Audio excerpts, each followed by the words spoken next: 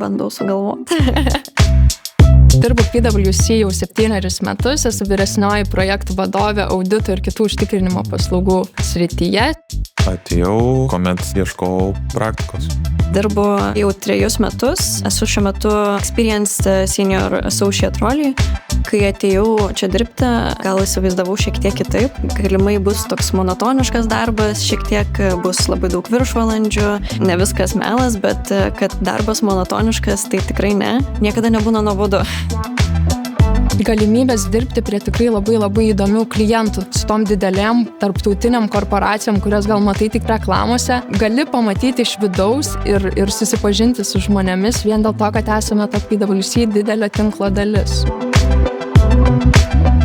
Kiekvieną kartą, kai tave paaukština ir gauni naują rolę, visą laiką tenka kažką naujo išmokti. Nes jeigu turi noro, ambicijų, tikrai gali gana greitai užaugti šioje organizacijoje. Aš irgi šiemet tapau jau ta vyresnioji projektų vadovė, nors man yra tik 29.